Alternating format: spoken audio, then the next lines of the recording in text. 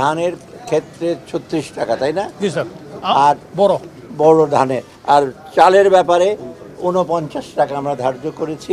এই যে বন্যা হলো ৮টা ডিস্ট্রিক্টে, তারপর অতিবৃষ্টি হওয়ার ফলে ফসলের ক্ষতি হওয়া সত্ত্বেও আমরা কিন্তু নিয়মিতভাবে সার আমদানি করে, চাল বিভিন্ন আমদানি করে মোটামুটি কিন্তু আমরা স্টেবল রেখেছি। এই প্রেক্ষিতে আমরা তখন আবার ধানের এবং চালের সংগ্রহ হিসেবে আমরা করেছি। আমাদের টার্গেটটা মোটামুটি পরিপূর্ণ হয়েছে।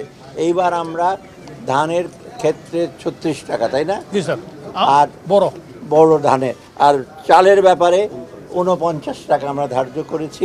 আর গম তেমন আনি নাই, তবু গমটা আমরা নোশনাল ৩৬ টাকা বলেছি যে গম যদি প্রকিউর করি।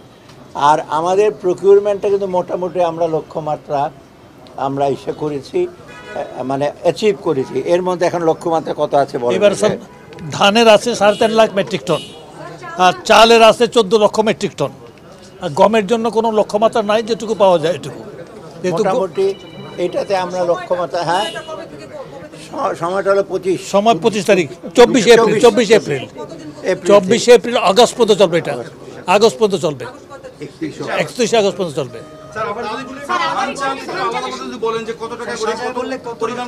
আপনার ধান প্রতি কেজি ৩৬ টাকা স্যার তো বললেন, আর চাল প্রতি কেজি ৪৯ টাকা, আর গম প্রতি কেজি ৩৬ টাকা। হ্যাঁ, পরিমাণটা হচ্ছে ধানের জন্যে ৩.৫ লাখ মেট্রিক টন, আর চালের জন্য ১৪ লাখ মেট্রিক টন। গমের জন্য আমরা কোনো লক্ষ্যমাত্রা নির্ধারণ করি না, যতটুকু পাওয়া যায়। আমরা উৎপাদন খরচ কৃষি মন্ত্রণালয় যেটা দিয়েছে তার সাথে প্রফিট যোগ করে এটা ধরে দিয়েছি।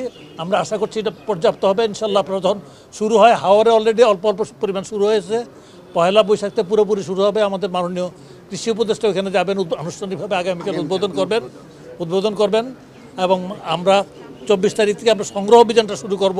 তো প্রথমত হাওরের এটা অল্প অল্প আসতে থাকবে, দেশের উত্তরাঞ্চলে দেরি হবে, উত্তরাঞ্চলে আর ১.৫ মাস পরে আসবে।